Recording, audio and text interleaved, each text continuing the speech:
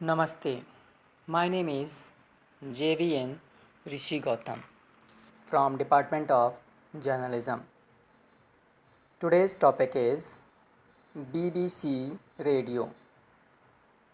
The BBC's radio service began in 1922. The British government licensed the BBC through its General Post Office, which had original control of airwaves because they had been interpreted under law as an extension of the post office services. Today, radio broadcasting still makes up a large part of the corporation's output. The title of the BBC's listings magazine, Radio Times, reflects this. First Charter. George V. giving the 1934 Royal Christmas Message on BBC Radio. On 1st January 1927, the British Broadcasting Company was succeeded in monopoly control of the airwaves by the British Broadcasting Corporation under the terms of a Royal Charter. John Reith, who had been the founding managing director of the commercial company, became the first Director General.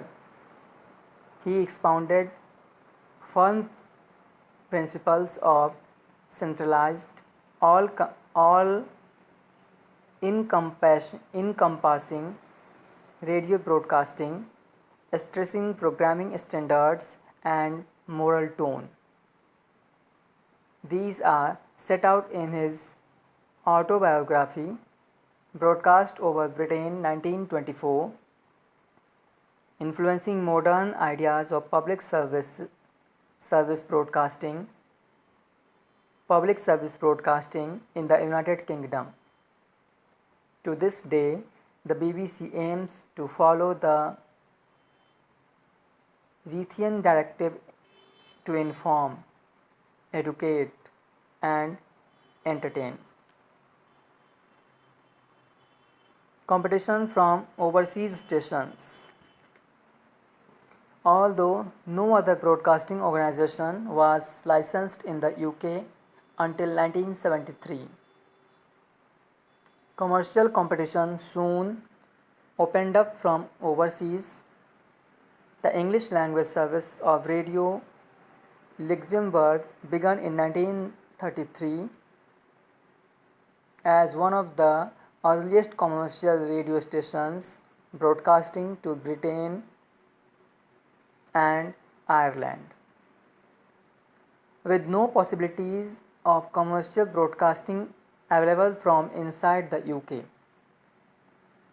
a former British Royal Air Force captain and entrepreneur,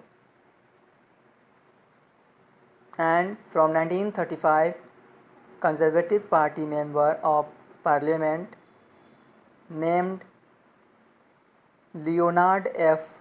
Pluggy, set up his own international broadcasting company in 1931.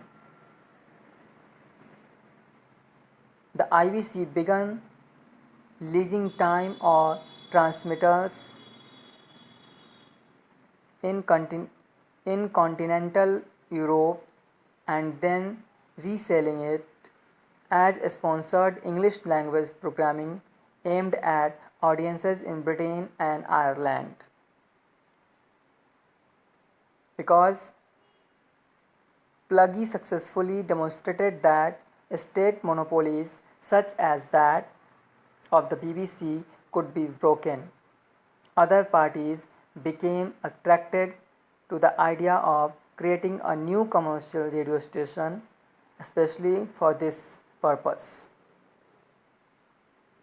Thank you.